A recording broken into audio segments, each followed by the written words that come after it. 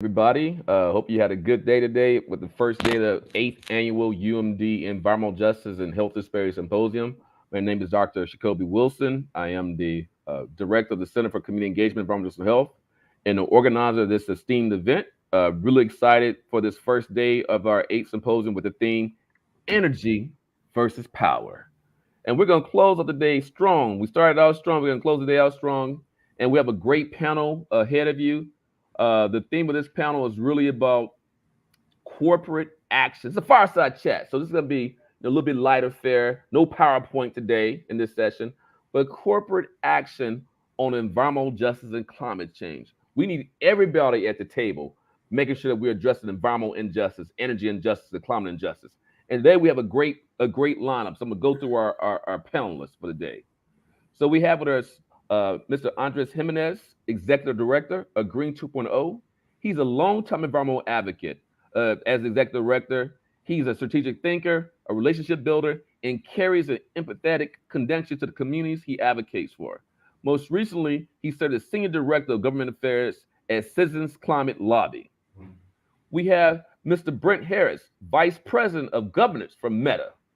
Brent, formerly Facebook, is also an American attorney who worked on the National Commission on BP Deepwater Horizon oil spill and offshore drilling, and later served as Director of Global Affairs for Facebook, where he was instrumental in developing Facebook Oversight Board. Welcome, Mr. Jimenez, and welcome, Brent, to the stage.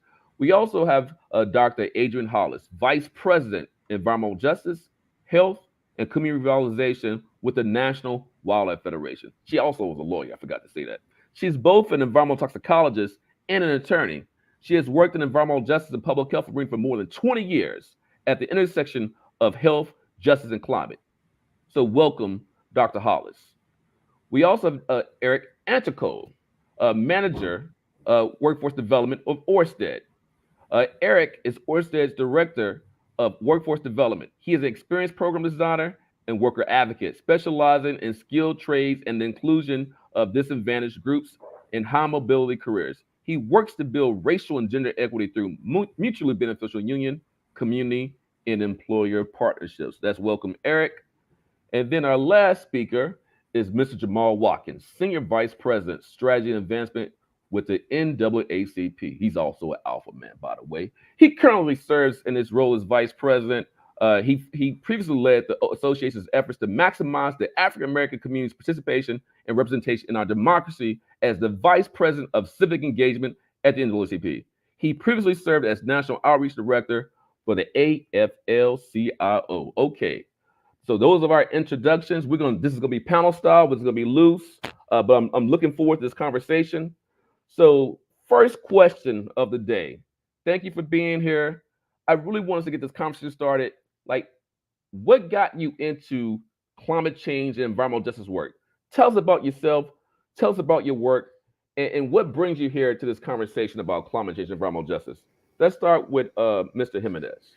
Well, Dr. Wilson, thank you so much for the invitation, and I'm so excited to serve on this panel with everyone. Great question. Where does this begin, right? Where does this passion, where does this love for the environment begin? And I can tell you, having been born in Colombia, in Bogota, I've always, from a very early start, had a real connection with the environment.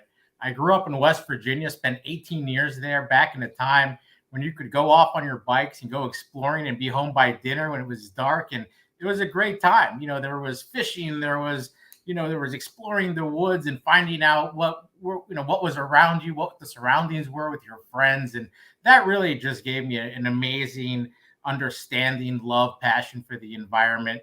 And so when I got a chance in my career many years ago to start working on this full time, I jumped at it. It's a fantastic sector with so much opportunity, so much potential.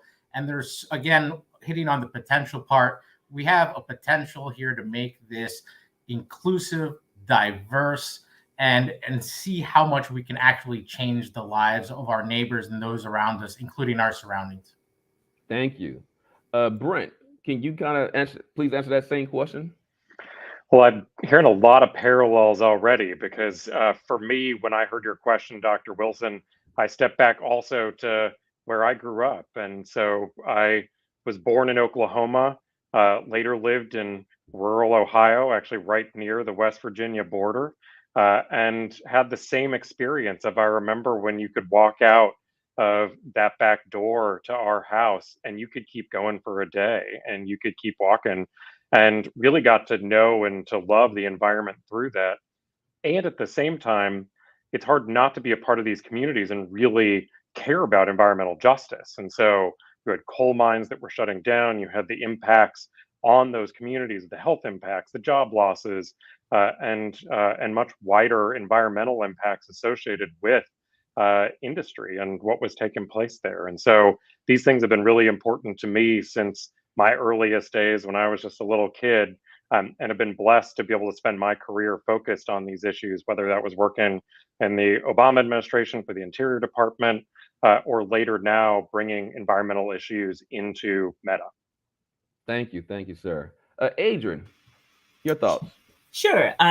Since everybody's talking about their past, I grew up in Mobile, Alabama, near Africatown, and breathing that same contaminated air. And I remember when my brother and other family members and friends had to, had asthma and other respiratory illnesses, and we were poor. Everybody was poor. We didn't know it. And the parents used to hold the kids over the hot water in the bathtub to open their airways because they couldn't afford medication, my mom included. And I remember one more thing, a bathing suit. My mom had bought me a 2-piece. It was white, and I got in the water at a beach because we could only go to certain beaches during that time. And I must have been there for 5 minutes, and it came out black. And I just said those sort of things, those things stick with you, as that, and seeing my first Klan march as a little girl. And I think everything I did from there sort of led me to where I am. And then with conservation, I think my work on the board of the Endangered Species Coalition was so on time, because it really tied in, the whole issue of people and the planet. Thank you. Eric. Yeah, thank you. And definitely tough acts to follow. For me, it's the environment, and it's also people affected by it. I spent the last 10 years working in economic justice in New York City, primarily working to get more Black and brown women, particularly those who are very low income, into union skilled trade careers. So construction, public utilities, that sort of career path where there's a lot of money to get made and a lot of mostly white dudes making it as far as the status quo goes.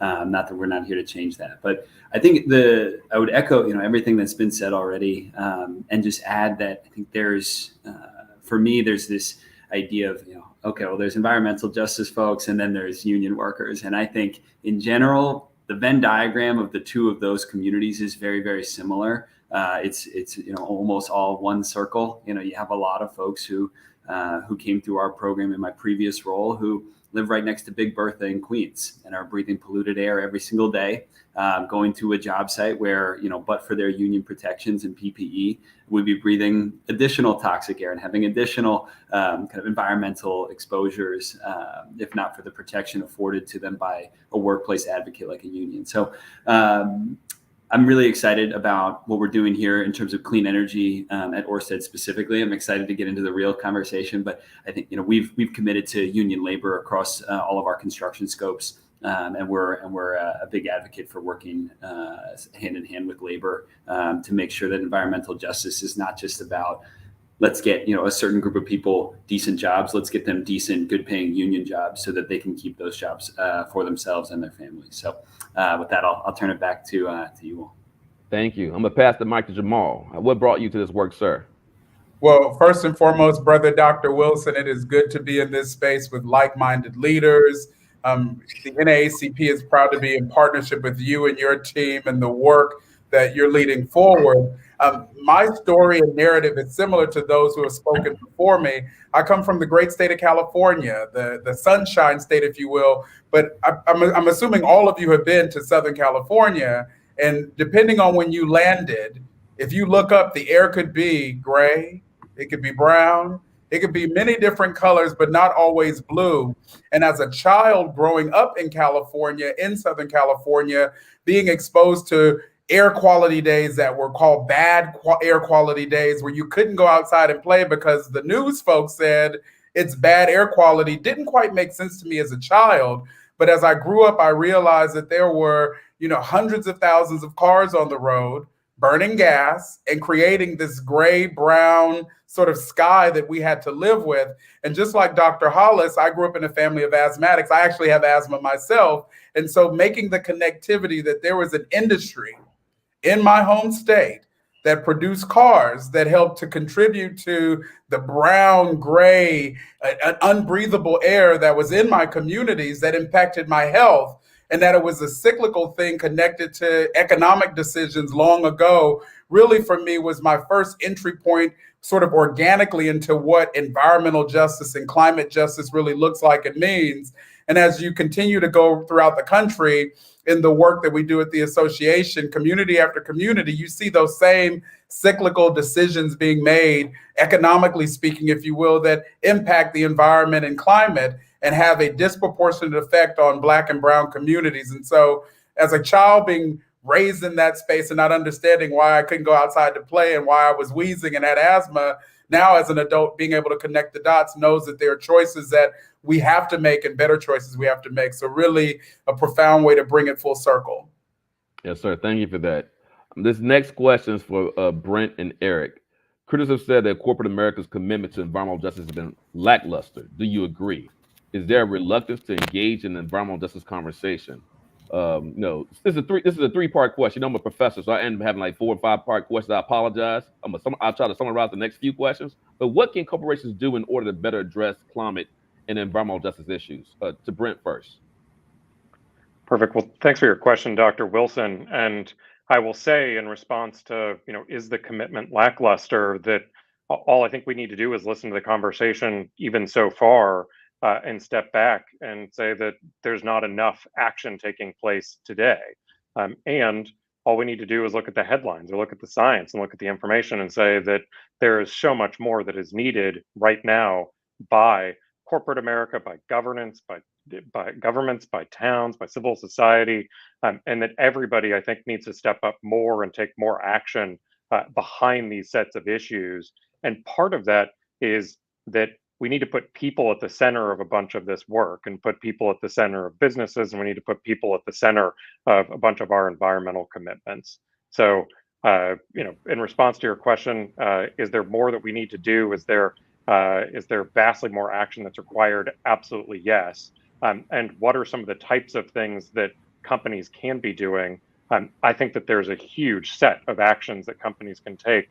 One, though, that I think is important as well is that I think any given company doesn't have all the answers. And so the type of thing that we've done by investing behind the University of Maryland, seeking to have more answers, more solutions, more activity take place from the ground up and from communities has to be a part of the solution set. And so we need to see more action that's not just in Silicon Valley. We need to see companies go out and partner with communities and enabling communities to generate answers to and put power behind how we see action take place. Oh, thank you for that. And I just want to chime in like this. That sounds like social impact entrepreneurship, right? Companies partnering with the most impact communities on the front line and fence line and making sure that the economic opportunity is at the core, health is at the core of that work. So I appreciate that answer. Eric, to you, you talked about a little bit in your introduction, but go ahead and follow up more about what you think companies are doing, what Orsted specifically is doing in that space. Yeah, thank you. And I'll say, I am proud of what Orsted's done. We used to be Danish oil and natural gas from the 70s through the 90s. And then there was a strategic decision made and strategic action completed in the mid 2010s, where we sold off 99% of our oil and gas assets and contracts that are now purely focused on renewables. So we've taken our expertise as a firm and said, we know how to do a lot of work in the ocean. We know how to do very dangerous, safety sensitive work to generate energy and collect material. Let's turn that into what we think is the future of energy in clean electrons. So that may or may not come to pay off for us, but it's a big gamble that we're counting on working. So I think we're excited about that. in combination with environmental justice work in all of its forms. We have a huge presence in terms of wildlife and biodiversity. We have a huge game plan in terms of worker protections and worker benefits, and making sure that we're sourcing talent from the most underrepresented, overburdened, and intentionally disadvantaged communities all over the world, but especially here in the United States, where we're the offshore wind leader. And I'll say, in terms of air quality too, we're pushing or not just air quality, but environmental quality. We're pushing these standards down through our supply chain as well, where we're now expecting our supply chain partners, our vendors, and the vendors of our vendors to comply with renewable energy standards by 2030 that we are holding ourselves to. So we're going to bring that expertise and help others get acclimated to what it's like to live in a climate-friendly business environment. But I'll say, to the core of the question, I think the response from corporate America has been lackluster, and I think it's easy for me to come here and talk about how great Ørsted is, but we're just one firm. We're just one firm that does offshore wind, and we're not the whole puzzle. There's massive oil majors, technology companies, engineering companies, manufacturing companies, where the drive for continuous growth has impeded the drive for a sustainable approach to the environment. And I think the firms with the kind of global reach that the oil majors and others have, they need to be held accountable in a way that helps all people. Yeah, thank you for that. So that actually helps set up this next question. You talked a little bit about supply chain, but I'm gonna go about the accountability. These ESG frameworks that we see and goals that we see a lot of corporations now pushing the sustainability. That the sustainability work through the ESG. So I'm gonna go to Adrienne first. Do you think ESG is a good model for corporations to advance the environmental justice, climate change goals, following on what Eric just stated? Is it effective? Do you think, is this greenwashing? Can you give us some positive examples of ESG implementation? What about some negative examples?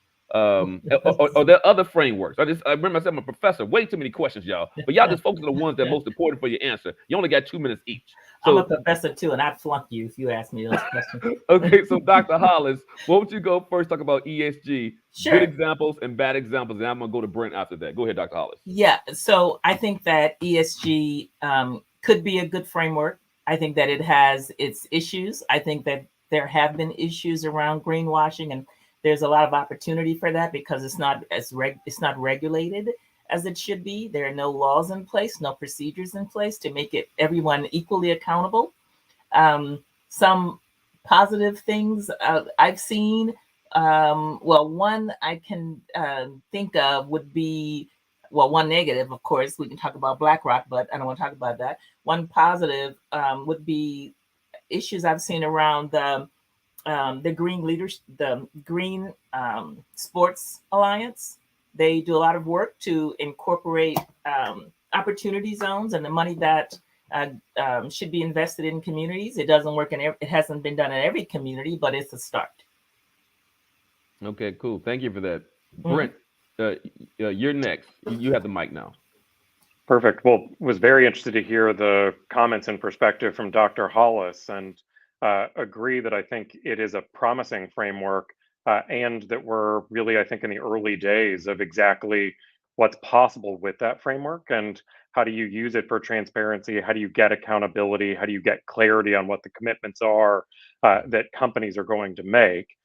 And some of the things that at least I'm finding as we delve in around it are, I think some of the environmental side has been built out more. I think we need a lot more on the S, a lot more work on the G, a lot more on how EJ is a part of the E. And so I think that we're in early days and we need more collaboration and more work to really push for how some of these things get stronger. And I'll call out on this that on the G, on the governance side, a big part of the work that I do, that I think we also need many more solutions that are in the core of what are called products and in the technology industry. And so the work that we've done around the oversight board, for example, for Facebook and for Instagram, about who holds the power of what content is allowed or not, which can touch on really important issues around justice and environment, that that matters, who holds and who makes those decisions. And so we created a board that's diverse, that's 20 people from across the world who actually have the final call now on what content is allowed up or down on Facebook and Instagram. And I just think that's the beginning of the types of innovations and the type of push that we need to see on the G side of ESG, where folks really pay attention to governance and who gets to decide, how they decide, in ways that people can participate in, understand, and really push for greater accountability. No, thank you for that, and thank you for talk about the EJ and the E and the sustainability. It's the sustainability, just making sure we have that social, the people, the equity in that. So I appreciate you saying that. Mr. Jimenez, can you go next, please? What are your thoughts about ESG and framework, positive, negative examples, or other frameworks you think will be useful? Yeah, no, absolutely. Everyone's made some very good points, and I want to touch on a point that Brent just made, which is accountability and a seat at the table. Who's making those decisions?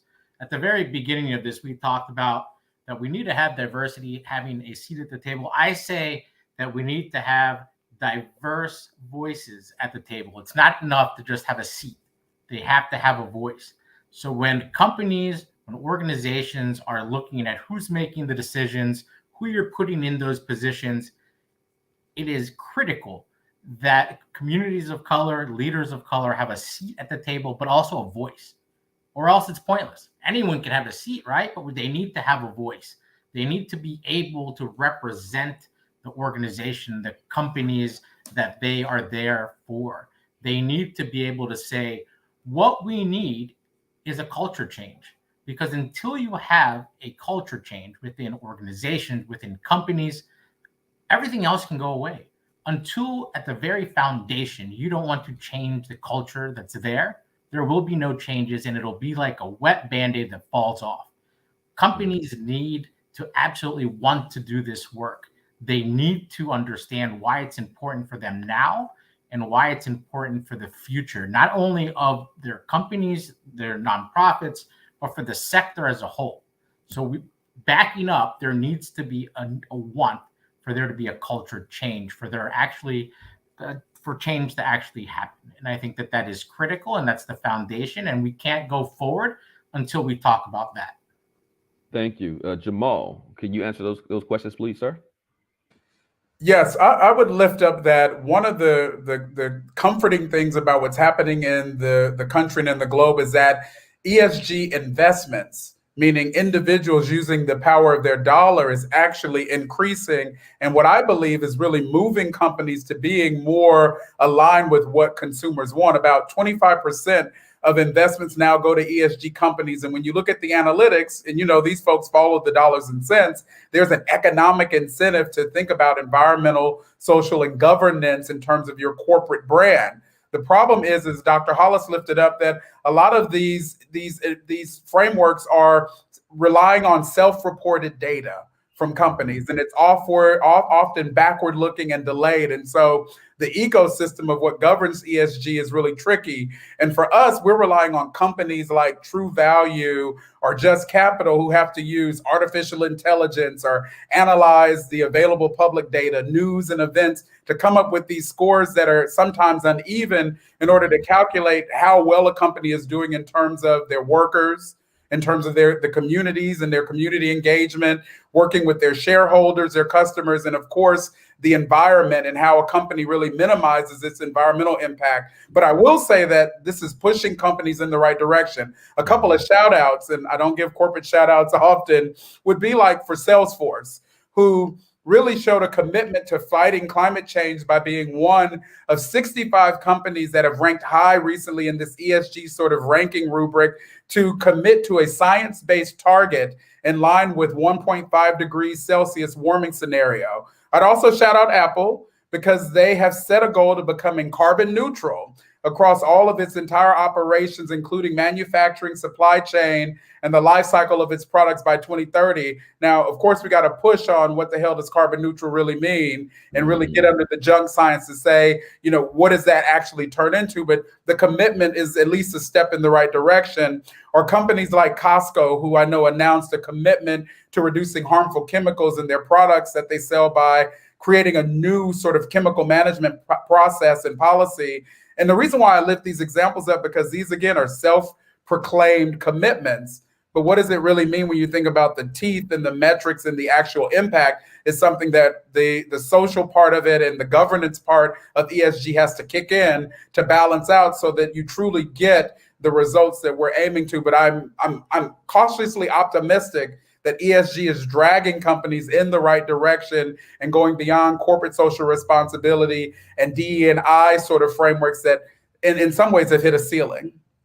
Thank you for that. Eric, you're up next. Yeah, I think Mr. Watkins, you're exactly right, and I think that ceiling is exactly kind of what I was going to speak about. Is are we reaching an asymptote, a sort of leveling off of how much good ESG can do? And I think we can see this in the last even few years, that a concept like diversity, equity, and inclusion has lost some meaning because of how widespread and how diluted that concept has become as companies have tried to use it to essentially brand themselves in the same way that ESG is being used. So I think that leveling off is exactly right. And a couple of folks have mentioned it, that this is also self-reported. So, in what way are the folks who pioneered it probably, came with very good intentions and we're really trying to do this, and investment firms were really interested in this as a sort of way of the future and a way of generating new revenue streams and new sectors. But are we now seeing, ESG being stamped onto things that really doesn't have environment, society, and governance in mind? So I think what I would just add to the already excellent comments is that I think what we have to focus on is not companies with ESG statements, but companies that their product, the service or the good that they produce is already a social good, something that is already needed, and saying, okay, what is that product? Is it actually socially necessary? Does it move society and the planet in the right direction? And what are they doing to treat their workers appropriately so that folks can have a good life and hold that firm accountable while they're working there? So I think we need to look at the fundamentals of what a business actually is. Cool, thank you for that. Andres, we're gonna move to the next question. So you talked a little bit earlier about DEI, and I want to give you a shout out, Green 2.0 a shout out. Y'all been a pioneer and opening the doors on the issue, the lack of diversity, in foundations and green groups. So and you had a groundbreaking report on diversity and environmental movement a few years ago. So what are some efforts that y'all are taking as relates to applying Green 2.0 framework to corporations when it comes to environmental and climate? Just can you dig into that a little bit more? I think you were starting it, but can you go dig in a little bit more? And I want to, I know I gave y'all, you have to, want to make sure this is kind of like maybe like a couple minutes on this question. I want to keep the conversation going. We got a lot of questions to get to, but what are y'all doing as relates to DEI and corporations on the climate justice? Yeah, absolutely. So we're partnering with corporations. We can't do this work alone, is something I've always said. We can't just sit here and say Green 2.0 is the watchdog on the environmental sector. We need to actually engage with companies and organizations and foundations and say, we all need to work on this together. We all need to partner on this together, because this work can't just be done by Green 2.0. Everyone needs to invest. Everyone needs to put time and effort into this work, or it's not going to work at all. You also need to understand, what is it that you're doing and why are you doing it? You need to be transparent. You need to have accountability internally. And we do this through a few metrics. We have our annual report card, as was alluded to earlier, where we look at organizations and foundations, and we have events every month where we're bringing in corporations and companies and saying, sit on our panels, be a moderator. We'd love to hear from you. What are you doing? Because the more we learn from one another and learn what everyone is doing, that's only going to help us be stronger. But the accountability and the transparency is a big part of it. And I think one of the worst parts is that it's 2022 and we don't see 100% transparency. I don't understand how that happens, Dr. Wilson. How are we in 2022 and companies and organizations are saying, we're not going to give you this data. We're not going to tell you what our board makeup is, our staff makeup is. We don't want to share that publicly. Why? Why do you not want to do that? That to me is a big problem. And that's one of the biggest hurdles we face nowadays. It's having organizations and companies being willing to give this information to the public. It's giving and asking these companies to say, we want to invest in the communities you're in. If they're not willing to do that, that to me is a big problem. And so Green 2.0 tries to push companies and tries to push organizations to be transparent, to be accountable, to work in communities, frontline communities of color, and help give back, because it's absolutely crucial that they give back, especially when they are obviously able to. We pushed out a diversity guide last year that was the first ever, which we said companies, foundations, organizations, take all of it. It's a first step into how to ask those internal questions, those difficult questions about diversity. It's a free guide. So we're giving back resources. We are asking for transparency. We're hosting events because, Dr. Wilson, I've always said, you need to be pulling on several levers at once to bring about change. It's not enough just to put all your eggs in one basket and say, this is the one thing that's going to make change happen. No, we need as many partners as we can. We need to try as many things as we can, and we need to be doing them all at the same time.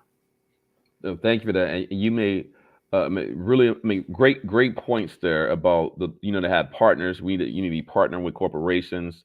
Yeah, transparent accountability. And I will really say real quickly, I think the executive orders, President Biden's executive orders, 13995, 13990, and 13990, two of those on racial equity. Well, why can't we have laws passed? You mentioned this racial equity. The laws passed for you to get, financing, because you have to have transparency and accountability. You get tax breaks, right? You have to have transparency and accountability, right? If you're going to participate in this clean energy economy, right, you have to have transparency and accountability. We need to pass that. So make those executive orders the law. So then you have more of a stronger framework, more teeth to push on those corporations. So thank you for that. Jamal, same question for you. What's the NAACP doing? I think you talked about a little bit on the ESG side, but can you talk about on the DEI side, what NAACP is doing on the DEI side when it comes to corporations on these issues, environmental and climate justice?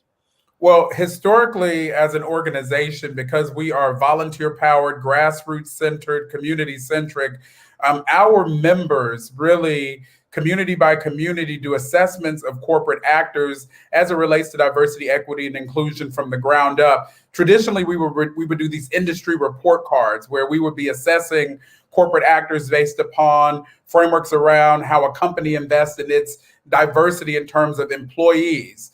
And when you start to look underneath the hood of that, Andres is correct. Companies will report, oh, we are 48% people of color. But then when you start to ask the question, but what does that look like in terms of your C-suite? What does that look like in terms of your board of directors? What does that look like in terms of your management pay bands? You start to see that the transparency sort of goes away, because the reporting then ends up shows that, a lot of those workers, if you will, that are diverse are in the lowest paying sectors of a corporate entity. And so our report cards, it really allowed for us to dig in deep around how a company sort of shows up in terms of its employee diversity, how a company supports communities. What does your investment portfolio look like? And you saw in 2020 with many companies saying, we're going to invest in Black and brown communities. We're going to invest in racial equity and these big commitments. And then you start to, again, peel the onion and look underneath the hood, and you realize that some of those commitments were covering advertising dollars. So if you say you're going to invest $5 billion in the Black community, and you're really talking about $5 billion worth of advertising dollars to the Black community, that's actually not, honest. That's not accurate. That's not an investment,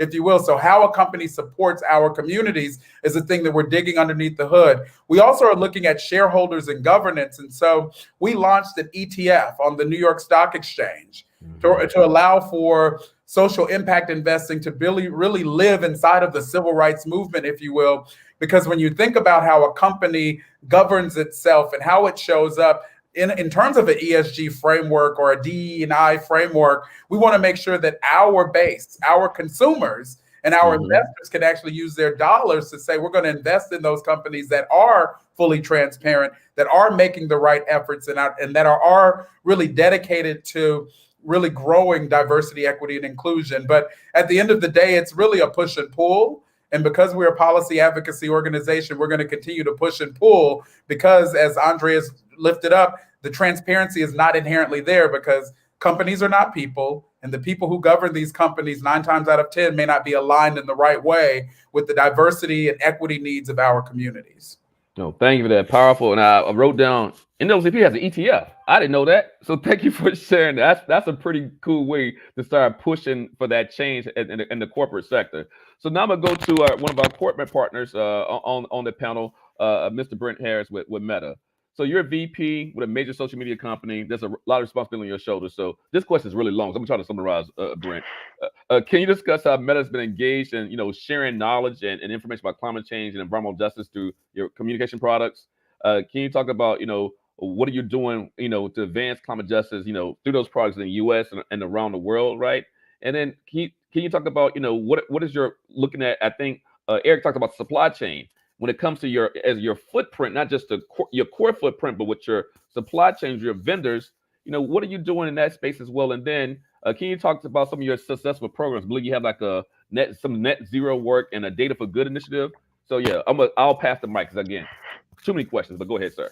Perfect. I love it, Dr. Wilson. You're taking me back to college and back to grad school. So a lot of hard questions, and hoping I've got some answers, or at least a beginning on some of them. So on how are we sharing information? There's a couple different obligations I think we have. And so one is for how our products are used. How are we actually getting information out that is authoritative information about climate and about the environment? And so we have built something called the Climate Science Information Center. It's available in 150 countries. It's been accessed by over 200 million people. And it is a way through Facebook to be able to get information about climate, about environment, about communities out to people where they are. And I'm really proud that we've been able to build that. And I'm hoping that it's just the beginning of some of the things that we will be building in order to get more information out there to more people, exactly in ways that makes a difference for them. Second is that there's just insights and information that we're able to get from our products and from how people are using our products. And so on that front, one is that we were able to partner with Yale around Yale University around what are opinions about climate change and opinions about environment across the world, able to do one of the biggest surveys that's ever been done about climate change, and found that in many places, in many of the most impacted communities, the concern is the greatest about what the impacts are going to be from climate, and have been in a position then to share that out with policymakers, with researchers, and with people across the world.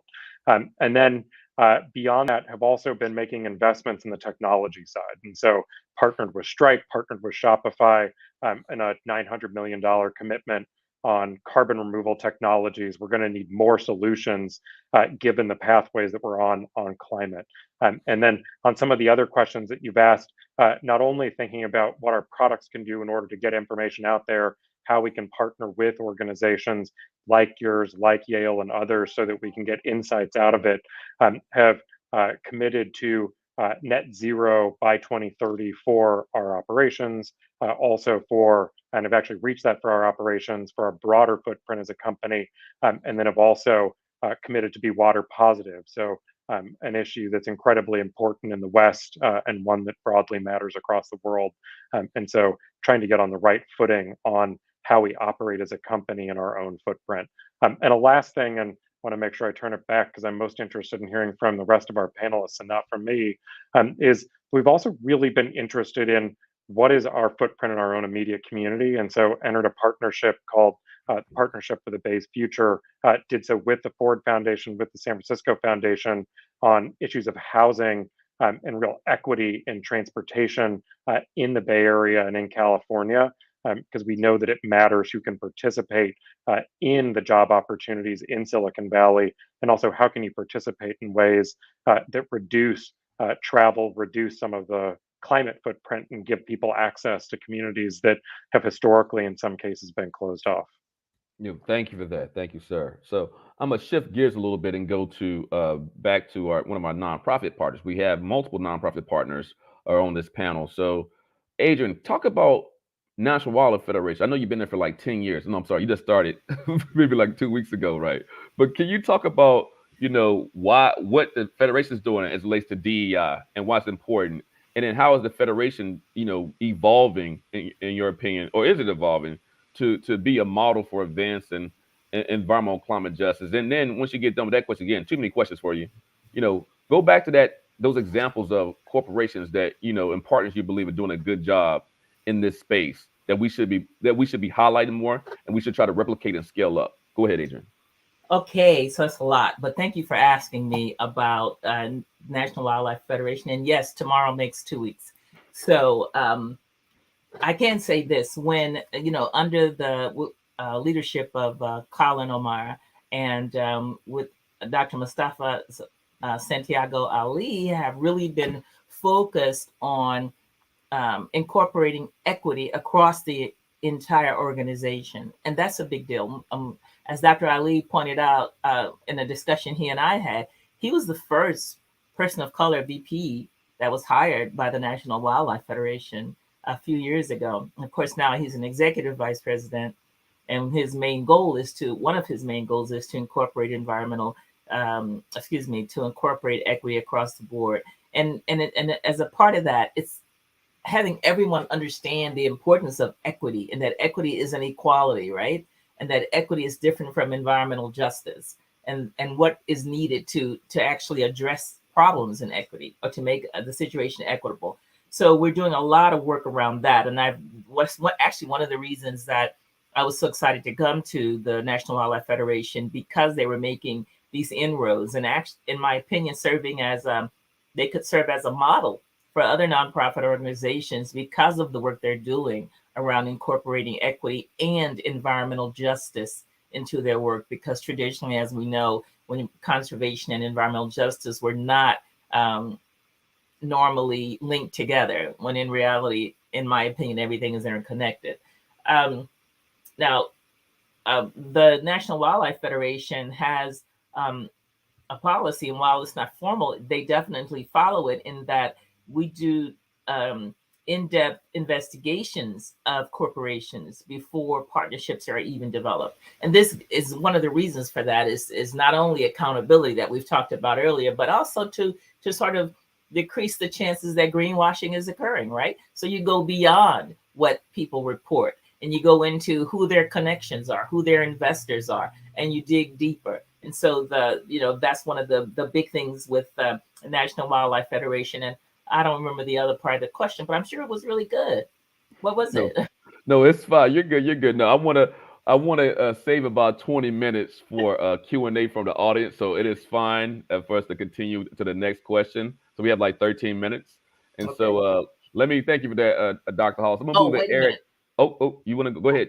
I do have one more thing I want to just lift up. Yes, go ahead. One of our partners, and he's been a partner of mine for a long time, but he's also in National Wildlife Federation, worked with them, community leader, Dr. Leo Woodbury. I know you know him, has been successful with a corporation, right? That is also a polluter in his community in South Carolina where he lives, and was able to get them to agree to put in a solar farm to pay for 400 low-income families to hook them up to their solar farm, and then provide service for over 1,500 families in the name of one of a young lady, Whitney M. Slater, who passed away at 21 from breast cancer, which was probably related to her environment. And that's a big plus. And that's corporate responsibility, where they realize that it's not just for communities, but it's in your best interest. Now, this doesn't mean that there's still not going to be community oversight and input on the issues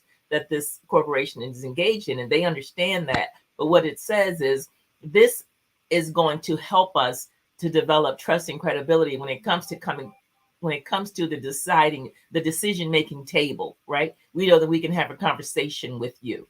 So I think that that's important, and I wanted to lift that up. No, thank you, because that's a powerful example of a corporation being a better partner, and not corporations giving turkeys and trinkets, as y'all heard me say before. We turkeys, trinkets, and T-shirts. Y'all know what I'm talking about out there. Instead of, let me keep it moving.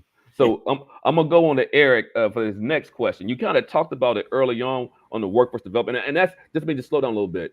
When you think about corporate action, corporate responsibility, we're talking about clean jobs, good jobs and clean energy economy, right? We're talking about folks, diversity in the workforce. But you're also talking about creating economic opportunity. The folks at the front line should be at the front of the line, but they also should have the ability to create the businesses, right, to be the contract, not just the contracts, but create the businesses. As I think Jamal said, to make sure that dollar stays in the community over and over again, it cycles 30, 40, 50 times. And so, Eric, what is Orsted doing in this space, as it relates to this just transition, right? I mean, you talked about your transition already as a company, but how you're making this just transition as it relates to your workforce. What are you doing on wind power to make sure those jobs and opportunities are coming to folks? I know you got some work in Baltimore you can talk about, but how are you, just pushing as you shift from, as you said, dirty energy to green and clean energy? How are you making a shift, this deep shift on the workforce side, but again, creating that economic opportunity for these frontline fence-line communities? Go ahead, sir. Yeah, that's a great introduction and a better question. And I want to just start by trying to make this relevant for all players. And I think there's an important context here with Orsted that this isn't, some heroic move by a chief executive saying, we're going to do a transition from dirty energy to clean energy. This is a state-owned company. This is the people of Denmark owning 51% of the firm. So that's a country. If you look at it on a map, it's basically all coastline. So this is a group of people that understands what climate change and what environmental injustice has to offer, shall we say. So they made this uproar in the early 90s and made this transition possible by people power. And that's what I've heard, from everybody else on the panel today, is that what we need is people agitating for these sorts of things, that this is not going to be done by a company because it's the right thing to do. It's because there are people mobilizing for these things. And that's what happened here. So, but to speak specifically to what's going on in Baltimore, which flows directly kind of from our philosophy that was created during our transition from dirty energy to clean energy. So we have, so as I mentioned before, Orsted is the U.S. leader and the global leader in offshore wind. That's not me talking about, some marketing gimmick. We actually have the most amount of gigawatts installed, and we have the most number of gigawatts awarded in the United States. So in Maryland, we have Skipjack Wind, which is actually 2 projects, but I can go into the details if people care, but it's not really that important. That's going to be approximately 1 gigawatt, which is around 700,000 homes powered with clean energy every year. So that project is going to get underway in construction 3, 4, 5 years from now. Depends on permitting and kind of who's in political power. But we expect that we'll have power in the middle of this decade from Skipjack to Maryland and the grid there. In terms of the workforce development, so myself and our market team and all of our partners in Baltimore and on the Eastern Shore of Maryland are working towards putting shape around a $10 million workforce development commitment that we set out upon award of that farm. So that's marked for STEM education efforts, particularly in Baltimore public schools, as well as workforce development efforts that particularly focus on skilled trade occupations in construction, manufacturing, turbine operations, port operations, all of the great career paths that do not require a college degree, and 99 times out of 100 have union representation. So these are jobs that are more accessible to environmental justice communities, and we want to be making sure that we remove all barriers from the groups of people that we want to make these opportunities available to, and remove all excuses from any contractors or suppliers who are saying, well, I couldn't find the candidates that reflect the diversity of this of the city of Baltimore, of the Eastern Shore, or of whatever neighborhood through these supportive efforts. So more to come on exactly what those workforce development efforts will look like, especially as the project takes shape. But we're really excited about the potential for Maryland and Baltimore to benefit from offshore wind. I do want to just shout out the Biden administration, who just awarded $23 million approximately contract to the state of Maryland to do workforce development around offshore wind and make a wider range of jobs happen at port facilities at Trade Point Atlantic, which is near Baltimore, jobs at the Hellenic Cable manufacturing facility that we're helping to stand up. That's going to create subsea cables that transport clean energy from the ocean to the shore, and other facilities in the region that are really going to make Maryland a great offshore wind hub. So that's a lot, and I'll leave it there. Hopefully I answered all the parts of your question, Dr. Wilson. Yeah, thank you for that. Thank you. So We're getting close to that 5:30 mark. I had a couple other questions, but I'm going to move forward with this closing with a reflection, and we'll go to the Q&A from the audience. I know there's probably a whole bunch of questions from the audience, and Noble, pop those questions in the chat for me, please. So, if you talked about corporate responsibility, and we need everybody, all hands on deck, right, from across multiple sectors. So if you think about on the corporate side, if you were to convince, had 2 minutes to convince, you don't have actually 2 minutes, you have 1 minute, but if you had 2 minutes to convince a corporation to care about these issues, invest resource communities, experiencing climate and environmental injustices, what will you say to them? Let's go to Adrienne first. Oh, thank you. I think that, for people to really buy into an issue, some people, I guess, it has to be beneficial to them. And I think that that's the approach that I would use, that from a not even a responsibility, ethical consideration, but because in the long run, it's going to benefit the work that they want to do. For example, if you were, and I use this all the time, I don't know why, but if you were an opportunity zone and you wanted to build a stadium in the community, the fact that you incorporate the community in anything you do, it's not just making the stadium green, but also, spreading that richness out to the community, that's going to be beneficial to you, right? That's going to increase the support, the engagement from the community. So I think approaching it from a two-pronged perspective to know that it's beneficial to the community, yes, absolutely, but it's also beneficial to them. Okay, cool. Thank you for that, Adrienne. Let me see who's up next. So let's go to Mr. Jimenez next. If you, and this is really kind of jumping on what Dr. Hollis said, if you invest in communities, they will then invest in you. Mm-hmm. If you put the trust into the community and build that trust, because trust isn't given, it's earned, they will trust you. If you are looking for your company or organization to have a future, you need to be thinking about not only yourselves, but how to serve the communities in which you are in. And by doing so, you will gain a following, you will gain trust, you will gain a community that wants to work and partner with you. And that's what I think on that. Cool, thank you, sir. Let's go to Eric next. Yeah, I would say, other than it being the right thing to do with it, which I think we've established is probably not enough, is that this is a massive untapped talent pool. I come from the world of union construction in New York City, where nationally the percentage of women in the trades, in the building trades specifically, is 3%. That's up from 2% in 1978. Not a lot of change. That's a huge amount of people that could be filling roles that are sorely needed as that workforce grays out and as there's deeper and deeper pushes for folks to go to a 4-year or 2-year college. And I think that carries with our environmental justice communities, that given the right supports and the right internal efforts, including workforce diversity targets and accountability from community groups, that these firms stand to source a huge amount of new and ambitious talent that heretofore really hadn't been thought about as a potential workforce. So yeah, I think if you want to take it from a transactional point of view, it's more potential hires. Okay, cool. Thank you. Jamal, you're next.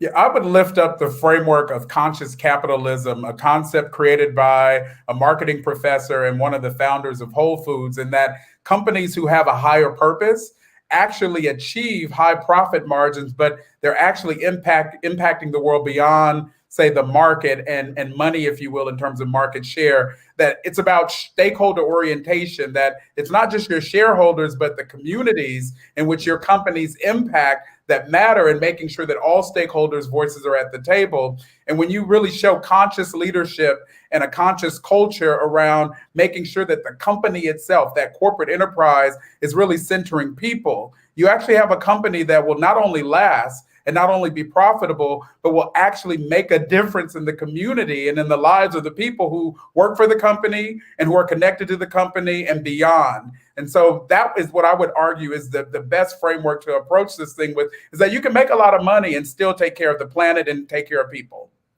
That's a powerful conscious capitalism, putting the community-centered capitalism, community-centered economy, a justice-focused economy, right? a regenerative focused economy. I hear you, Jamal. Appreciate those comments. Let's go to Brent last. What would you tell your folks in your sector and other sectors in your supply chain? How can they do more to invest in these communities as Jamal just talked about? Go ahead, Yeah, Brent. so it's a great question, and have loved all of the comments and some of the pitches that folks have made across this panel. And I'll say that the approach that I've taken sitting inside one of these big companies has really been actually to reframe a little bit of your question into how do we show and not tell, and how do we actually something we talk about sometimes on my team is the best way to complain is to make things. And so in that, how do we actually build things, build initiatives, build partnerships that end up signing more people up, that gain alignment with stakeholders and with communities that more and more people want to be a part of. And what I've found is that creates a real snowball of force, of momentum, where you get movements behind things and that companies want to show up, leaders want to show up, communities want to be a part of. And that actually drives wider change that's really powerful into industry. And so that's the mentality we've been taking is we're going to complain by building things. And if we do that the right way, people sign up, they want to be a part of it. And you see companies then want to sign up and be a part of it too.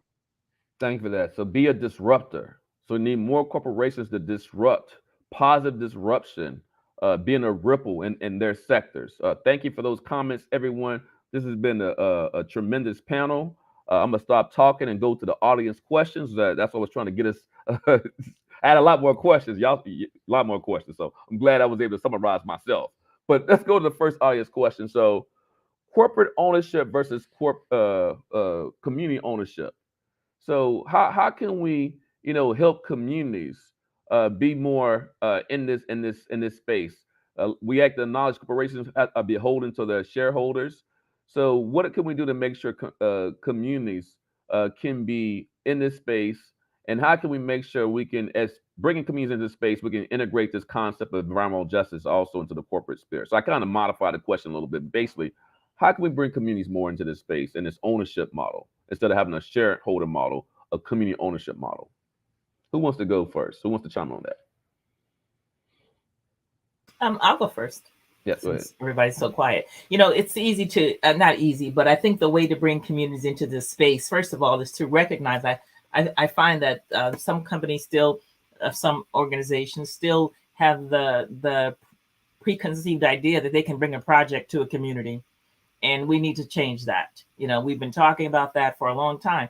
And this working with communities in partnership and developing projects, right? Things that are needed. And I think when you do that, when you open yourselves up to be an equal partner to a community organization or the community itself, then you're going to get a positive feedback, positive responses. And when you also, in addition to that, provide opportunities, just like we were, Eric said, provide opportunities for the communities, for the youth. We're talking about, in your words, Dr. Wilson, economic apartheid, and addressing issues around that, right? So not just coming to the community and doing your thing, and then you're employing people from outside of the community. And in the way, you're causing issues around gentrification, right? Because of all the things that you're bringing that are now pricing the community out. So partnering with them, making them a part of any decisions, that's the way to engage them. And just to add, I've shared this, hopefully he's not listening. My father's a pipe fitter. So construction, I'm from Mississippi. My dad would be in a union in Chicago. So my father would go to a job and he would send that money home to Mississippi. So you get the diversity, right? But the money is not staying in the community. And just real quickly, it's not about me. I was working on the public health impacts of fracking report in Maryland. And we went to West Virginia, talked to people in West Virginia. My dad was working on the pipeline when I was doing that, when I was doing that project. So again, that's just a side thing. But my point is, he's highly qualified. He's got the diversity, but he ain't from the community. So how we make sure the community folks are getting those jobs, getting that money right. So I'll stop talking. Who else? Brent, you want to go next? Or someone else will chime in on this question? I'm happy to chime in, and I will say, for someone who again originally comes from Oklahoma and often feels like I'm not sure what the right word is, but Silicon Valley is pretty miraculous and surprising. from where I grew up. I'm going to give you a little bit of a Silicon Valley answer here, but I think there's an opportunity on it, which is I do actually think that some of what's transpiring with changes in the internet and the future on the metaverse gives an opportunity to think through on the digital economy. How do we build in a different way from the previous phases of the internet? And a core part of that is going to have to be community governance and community ownership. And so how do we distribute ownership in the next phase of the internet, the next phase of the digital economy in a way that's much more global, much more community-based, much more diverse than what we've seen with the current applications and the current way that the existing economy has gone. And I think we're seeing really interesting ideas come up across the world around this. And I just hope and encourage everybody who's listening here to come up with more solutions like that and ways to distribute ownership so that the digital economy is much more diverse and much more owned by communities and not just by companies that sit primarily in Silicon Valley or primarily in America. And I think that there's a huge opportunity there for folks to come up with new answers and new ways to build the next phase of the internet. Thank you for that. I'm gonna go to another question. This is the Mr. Jimenez. What are the drawbacks of a top-down diversity, equity, and inclusion initiative? You know, what are some of the drawbacks, and how can we make sure it's just not I don't know what to call it, but it's just not undermining the whole process of bringing in more people who come from different backgrounds. Go ahead, sir. When you have a top-down system, you're not involving and including everyone into the discussion, into the opportunity. You're saying, we're telling you this is what's happening and this is how it's going to go. What happens when those at the top going down are all leaders who are not diverse, or where there is no diversity? That's a big problem.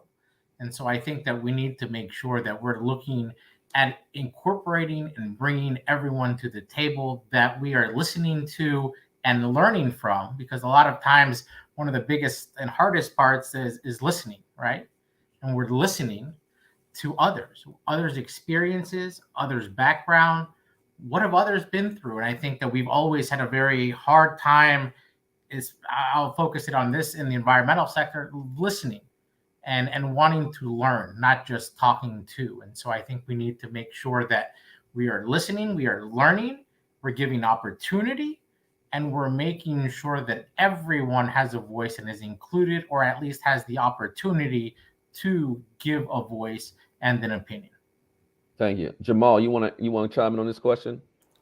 I would say that the framework of diversity, equity, and inclusion is in many ways including those folks that you may not want to hear from, and including those folks that may not be at the table and may not agree with you or represent your interests. For example, in this conversation, there are some of us who are opposed to false geotechnologies like carbon capture sequestration. We don't know what the heck that is, don't believe in it. There's others who are using that as their stick and saying, look at us, we're going towards net zero. There's folks who would say in our community, the frontline communities we work with, that we are working to debunk carbon market schemes and advance net zero because we believe in zero emissions. We don't know what the heck net zero is. Last time I checked, zero was zero. And I'm using that because when we talk about diversity, equity, and inclusion, if we're going to hit the goals of cooling the planet, for example, then we have to make sure that we're including all voices, all perspectives, and going as far as we can to do the most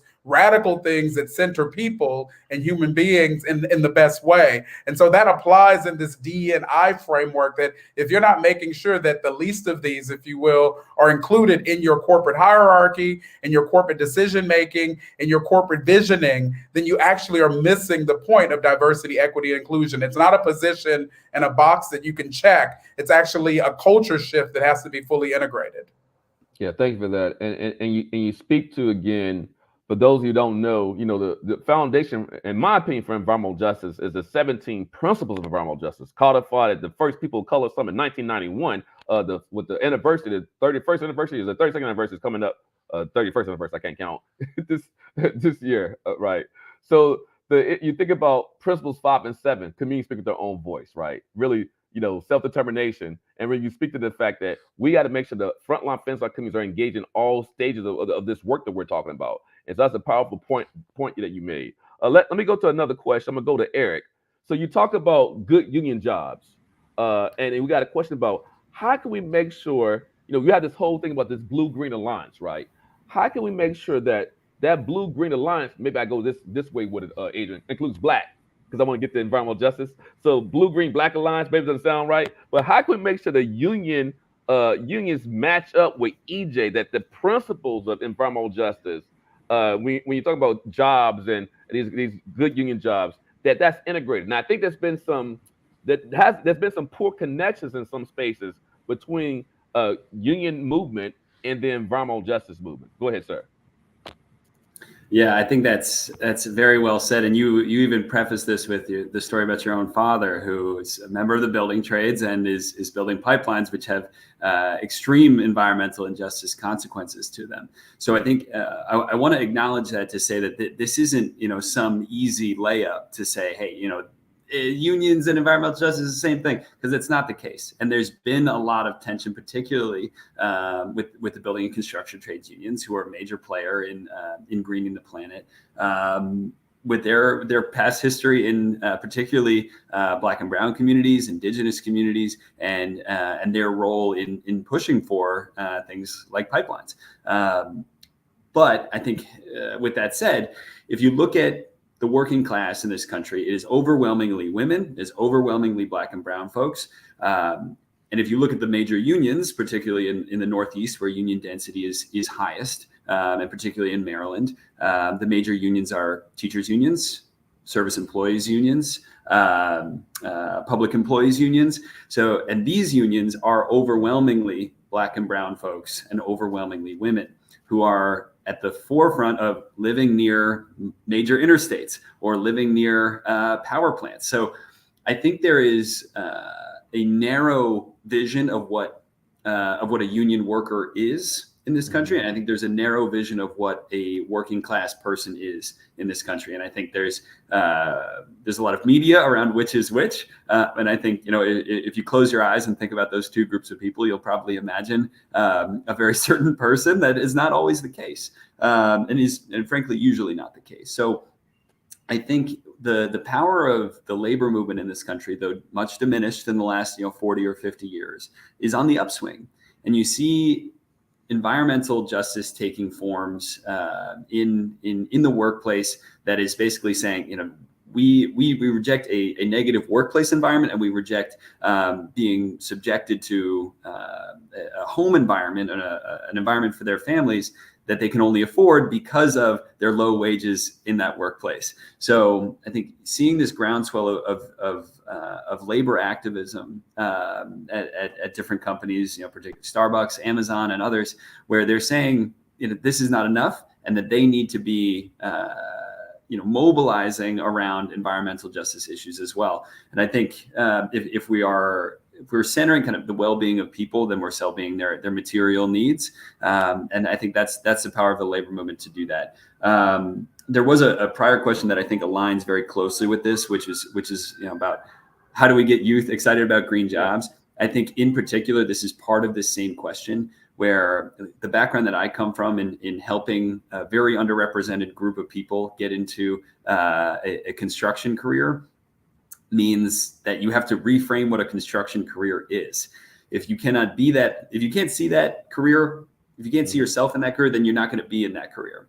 So showing a model of, hey, who are the people who are going to electrify our houses, paint the roofs reflective, get water catchment systems in place, get low flow water systems into our houses, get solar panels up. These are all construction workers and skilled trades workers who don't necessarily have had to have gone to college, and who, if we can get some good social commitments to labor peace and to working not to subvert union activities, then we'll have good jobs as well as green jobs that could particularly be shared with environmental justice communities, so that they can get their fair slice of the pie.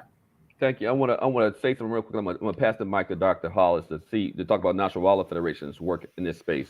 But yeah, I want to give a shout out to Dr. Andrea Kidd Taylor, who's no longer with us, but she passed away some years ago. But she was at the first People of Color Summit, and she got one of the principles to focus on workers. So I want to make sure I emphasize in the 17 principles of environmental justice, there is a principle that focuses on workers. And exactly what you spoke to, Eric, that they need to be safe work environments, well-paid jobs, but then their home environment where the company is shouldn't be polluted, right? So I just want to make sure I emphasize that there is a principle on workers, worker rights, and the 17th principle of environmental justice. Dr. Hollis, what work is your organization doing around youth and getting to the green jobs and these clean energy jobs? The CCC. Can you talk about that work? Yes, and before I do that, I forgot to say that the connection between unions and environmental justice. Historically speaking, workers have been exposed in the workplace to a number of contaminants. And I think when you talk about that, the fact that unions didn't exist for them, that you have already made a connection, right? You've already increased that, you've already set that relationship based on the same thing we talked about before, historical racism and all of that. So I think that it's important to acknowledge where we came from.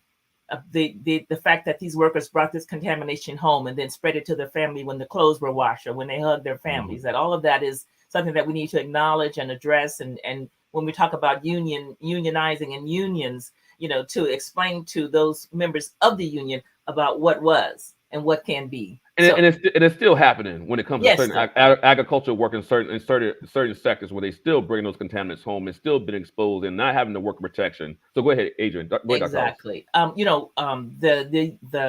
National Wildlife Federation and the Environmental Climate Justice program that I'm in, we have a number of programs. We make it a point to reach out and create opportunities for students to work with other groups. We had a program in Birmingham where students were actually trained to do work in the community, giving them skills that they could utilize in the future, but also giving them a taste of different environmental careers. Just as you were saying, if you can't picture yourself, Eric, in this field, then you can't do it. But giving them an exposure to different areas, different environments, I guess. I don't want to use the term environment, but also providing funds and, funds so that others could support students. And then we have fellowships. For example, we have the Dana Alston Fellowship, where we work directly with a student to engage in a variety of different research projects. Right now, we're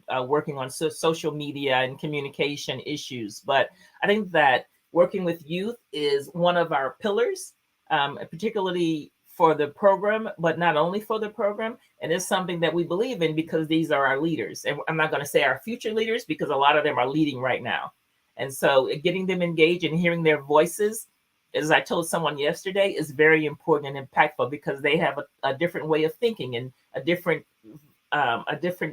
vision than those of us who've been doing this for a long time. Thank you for that. So we're getting close to the end of our session, and this has been a great discussion. I want to give everybody 30 seconds, like to leave. What's your final thoughts before we get to the end? So I will go with Jamal first.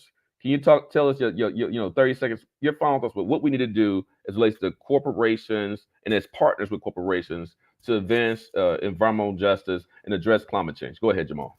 I think we have to keep pushing corporations to be good actors and really focus in on global zero emissions that's framed around a just transition for workers and businesses, that's framed around energy democracy, community resilience and adaptation, and really achieving toxic-free living and work environments for people. And when we center people in this fight with corporations and really push them to be a part of conscious capitalism, a part of making sure that the profits are connected to the people, then we actually achieve the world that we want to see versus the world that we currently have.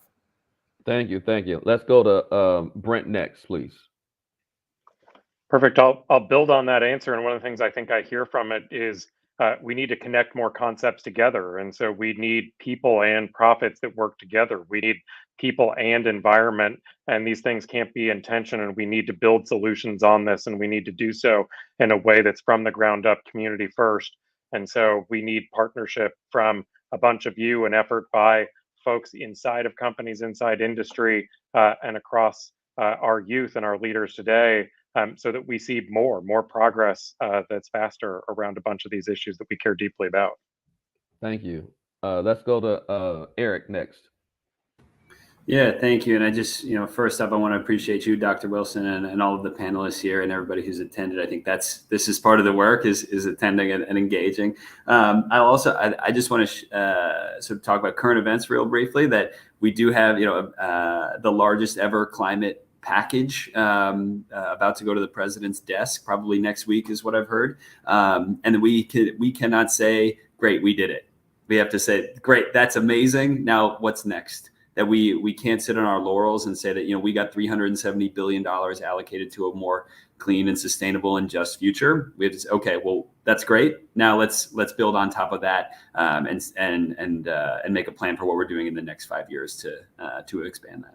So yeah, thank you. You got to make sure that money gets to the people. Again, y'all heard me say it. Those at the front line should be at the front of the line. Okay, Mr. Jimenez, I'm gonna go to you next. Well, again, and just like Eric said, thank you to the panelists. Thank you, Dr. Wilson. It's been a terrific discussion. But three words: accountability, transparency, partnerships, with a core foundation of culture change. There has to be a culture change and a want for there to be that culture change to move forward. Thank you for that, sir. And last word with you, Dr. Hollis.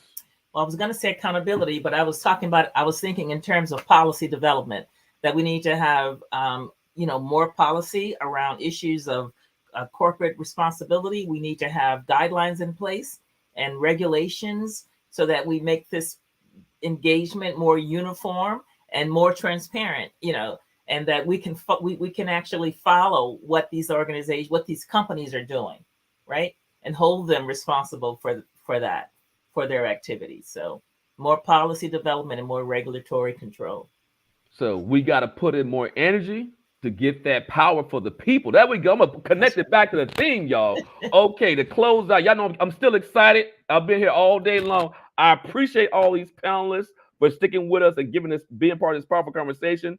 I thank you all. I think there's some words of wisdom, some lessons learned, some best practices. I hope everyone's been taking notes. I think we heard a few commitments from folks, or maybe not commitments, or understood commitment from Meta and from Orsted to be partners and to work with folks. I hope to see Green 2.0 working with Meta and NAACP working with Meta and NAACP working with Orsted. Orsted, y'all know what I'm saying, working with National Wildlife Federation.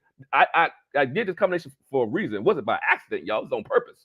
So hopefully there's some partnerships that come out of this panel so we make sure we can get that energy and building that power that Dr. Jalon White-Newsom talked about earlier today in her opening keynote address. So thank you, y'all. We're gonna shift now to the close and appreciate y'all and appreciate the audience out there sticking with us today as well. Thank you again.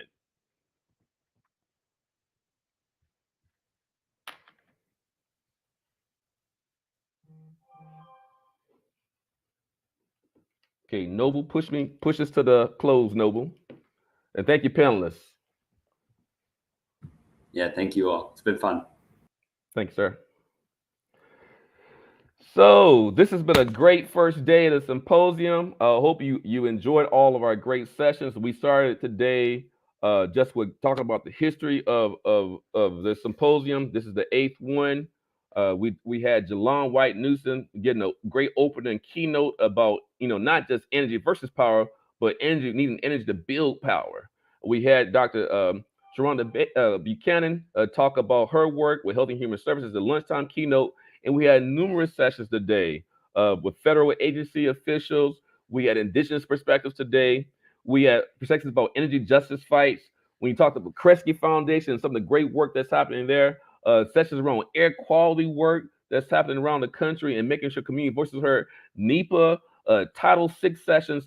This is the movement, everybody. We have to work together. How are we going to get to this clean energy future? How are we going to make sure we address these issues? We got to make sure community voices are at the table, right? The 17 principles of environmental justice. We have to make sure that corporations, everybody has to be at the table, right? The movement has to evolve. What did Dr. White-Newsom say? It has to evolve, right? We have to be responsible. We have to have nimbleness. We have to be agile. It has to be intergenerational, right? So this is the end of today. I want to thank everyone for attending. I want to thank again our sponsors for the day. All those sponsors who help again make this event successful. So just go to the list real quick for our Sponsors like EDF, Sierra Club, NAMATE, National Wildlife Federation, Environmental Protection Agency, Union Concerned Scientists, NRDC, Icahn School of Medicine at Mount Sinai, the Kresge Foundation, thanks Choose Clean Water Coalition, SRAP, Climate Exchange, School of Public Health. And I want to thank, Meta, Bezos Earth Fund, and Yellow Chair Foundation providing the resources to make Siege an entity that can help address these issues, to invest in empowerment science and liberation science. I want to thank the team, the staff, and the students who made this day a success. I believe it's been a success. I learned later on how much success it was. It wasn't a success, but I'm just being bad. And then for tomorrow's lineup, day 2, we start at 10 o'clock again. We're going to open up with some EJ icons, everybody. We're going to have Peggy Shepard, Wig for Environmental Justice, Dr. Beverly Wright, Deep South Center for Environmental Justice, and Dr. Robert Bullock, known by many as the father of the environmental justice movement, speaking about how we fund the EJ movement. So we're going to continue to have some great sessions tomorrow around energy justice, environmental justice, climate justice, empowering communities, making sure we're doing great science that's about action and impact. We're going to close day 2 out on a discussion about, again, just energy transitions. So thank you, everyone, for attending today's session. We look forward to seeing you tomorrow. We've had about 1,800 registrants for day 1, day 2. That's really exciting. It breaks what we had for last year's symposium. And we also have about almost 500 registrants for our day 3 in-person symposium. So thank you again. This has been an excellent first day. I'm looking forward to tomorrow. And now I'm about to go to sleep. Thank you again. Y'all enjoy the rest of your evening. See you tomorrow morning, bright and early. We start at 10 o'clock. Take care.